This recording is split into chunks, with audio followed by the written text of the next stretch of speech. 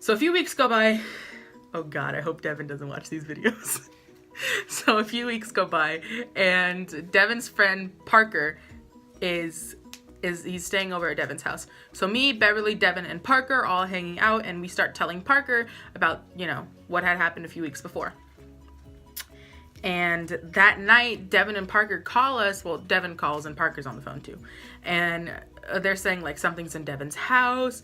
It's like messing with him. And I'm like, they're messing with us. Like, I thought it was a joke. So when we hang up with them, I'm like, we have to top their joke. And so we make it seem like we went back into the thumb game and Beverly got caught in the thumb game again. Which probably wasn't the best because it was like 2 a.m. And now we have Devin at 2 a.m. who's saying he's going to come over to my house because he's worried about Beverly.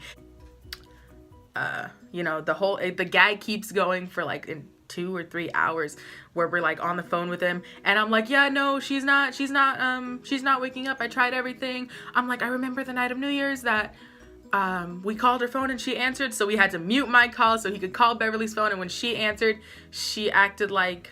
So when she answered, she acted like, she was stuck, she was scared, she was cold, whatever. And so Devin and Parker come over to the house at like 3 o'clock in the morning. And I'm talking to Devin. I'm like, oh, she just woke up. Like, she's fine now. And he's like, I'm still at the house. And I was like, oh, crap. So we go downstairs and I tell Beverly, like, before he even made it to the house, he gave us a chance. He gave us an opportunity. He was like, if this is a joke, tell me now. Otherwise, we're never friends again. And you know how when you get so far into a lie, you just can't? She's like, hell yeah. Like, you're too far into the lie to just call it all. Yeah. So I'm like, no, it's not a joke. This is where things started to get, like, dead serious. Like, It was all a joke. But at this point, this is where things, like, started to become real. And everything trippy just, became like a thing. Like, yeah, like every lie we started putting in started to happen. Itself. Yeah, it was all. Yeah, just keep going. Okay, so I wrap Beverly up in this blanket. It's like an Allegiant blanket or something like that. And I tell her, I'm like, listen, we can't lose Devin, so we need to turn on like our A1 act. Trying to get it. Our A1 acting skills, and we just need to 20 minutes, A1 acting. And just convince him that everything had just happened. So she like widens her eyes out real fast. Like, she scared the hell out of me. Like, sometimes I was like, hey, we're still just playing, right? It's a game. So she's talking to Devin. I'm talking to Parker. I'm going to let her tell you guys what happened with Devin because I personally don't know. I was talking to Parker. Oh, I remember. Okay. I'm really bad at telling stories, so you guys bear with me because this is why Miracle talks on most of the things because I'm just terrible at conversing with anybody, even the phone itself.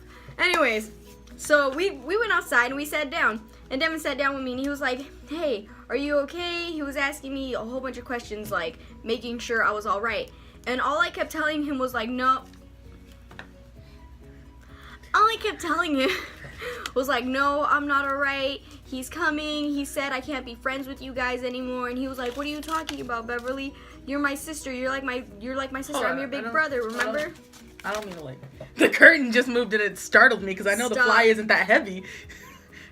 We ain't gonna tell this story and you're just gonna say something like that. Sorry. Go ahead. I'll keep watch. I got you. Okay. Anyways, and so I was still like playing around at this point.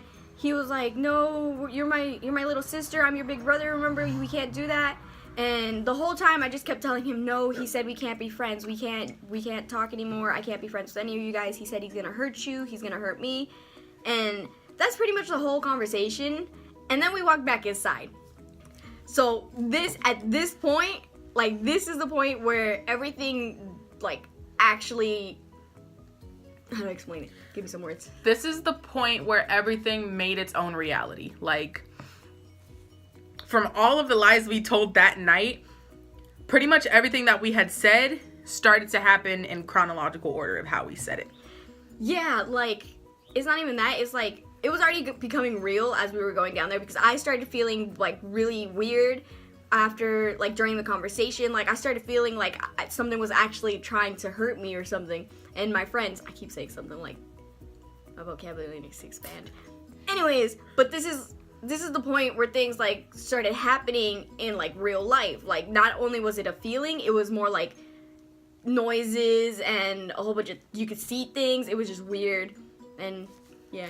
Okay, so we went inside. Yeah, so I'm talking to Parker. Beverly, and the way my house is set up, obviously everyone has something that leads up to their front door. Beverly and Devin were all the way at the end of it, and me and Parker were pretty much inside my house, but standing by the door. And I didn't know what to... Did you hear that? You're like... I do that sometimes too, but like I do it with my mouth closed, and it happens, and I'm like... What was that? Y'all hear that? Because that wasn't me. That wasn't over here. I didn't know what to do. I just know that we needed to get them out of there as soon as possible because, like, I didn't know when Beverly was going to crack and start laughing. I didn't know anything. And plus, like, I didn't want my mom to come downstairs, and my tattletale little cousin was in the house, and I didn't want him to be like, "What you doing, Letty?" and, like, wake up everyone in the house.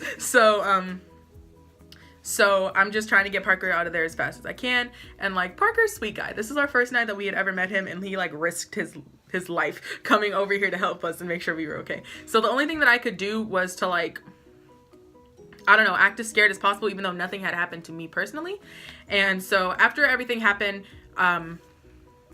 Beverly walks, like, straight past us. Like, she doesn't give me, like, a nod of acknowledgement to let us know, to let me know that, like, she's not doing that thing anymore. Like, and that's when it scares me because I'm like, hey, where are you walking to? My room's upstairs. Yeah, no, I actually don't remember that very well. I do remember, like, hearing the noises and everything, but, like, that point was, like, where everything, like, you ever, like, I don't know what to say, because I'm not trying to... So this is the last thing that happened while Parker and Devin were in the house. I know what to say, hold on. You ever, like, awake, like, you gotta go to the restroom or something, but you just woke up so everything's blurry and you're like a zombie walking through life right now at that moment? That's exactly how I felt. Like, I wasn't awake, but I could control my movements and stuff, but I wasn't there with it. Yeah, I was like dead, like, asleep. Like, that's how it felt. Like, when you gotta go to the bathroom, but you're still sleepy, and then you go back and you just pass out, but you know that happened. That's how I felt. That's how it was for me. But yeah. So she walks directly past, and I'm like, okay, I'm gonna get Beverly back upstairs. She walks dead past me, dead past Parker, dead past the steps, and she stands in, like, right past the steps is where my living room starts. She stands right there in the living room, and my TV starts to, like, spaz out. It starts to creak and everything, and, like, it doesn't do that.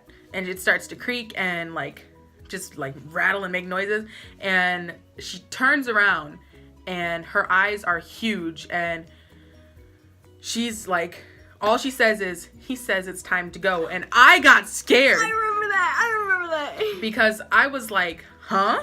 Who? You know this is a joke. Right, I was like, this is a little jokey joke. We're just kidding. We don't know. And Devin is like, who says it's time to what? Like, no, you're not going anywhere. And I was like, Devin, look, I don't think we should upset him, okay? I think that maybe you should just leave. We'll call you. Everything will be okay, right? So I put Parker and Devin out the house. I lock the doors. And to get up to my room, I have to pass about 15 mirrors. And I was so scared just because she said that I, like, ducked under all of my mirrors and turned off the lights on the way upstairs. So we get upstairs, and I'm feeling anxious. She's feeling like she's suddenly back to normal, and she's like shaky like a fucking wet chihuahua. And we're like, I always have a TV in my room, but I don't watch TV. So the TV is in front of us where the bed, like, it's facing the bed, and I look at her and she looks at me and I'm like, should we cover up the TV? And she's like, probably. And so I throw a blanket over the TV and we go to sleep. And then it's like from there, Charlie just, like, made himself a part of our everyday group. Like, he was everywhere. But yeah, just from there everything started to happen faster and more frequently, and, like, we would call each, like, we gave him a name. We called him Charlie. Okay, this was before the whole gallows came out, and it was before the Charlie challenge, so we called him Charlie, and then all of these other things about a ghost named Charlie came out. Obviously, we know that it's not the same Charlie, but that's just funny to us. And we don't actually know where Charlie went or when it stopped, but it stopped. It all went away. Yeah, it just all one day just vanished. Like, it didn't happen anymore. Nothing else creepy happened. Nothing else weird happened. It was just gone. Thank God. Thank the Jesus. Like, all at once, it was gone. And that is our story of how we literally almost became a horror movie cliche. So that is it. That is our way of kicking off Bev and Letty Ween. The next video will be a little bit more exciting, but I do hope that you guys enjoyed this week's video, and I hope you enjoyed our story. If you have any questions or anything like that, obviously you can leave them in the comments down below. Yeah, that's all. Have a great day, great rest of the week. See you guys next time. Bye!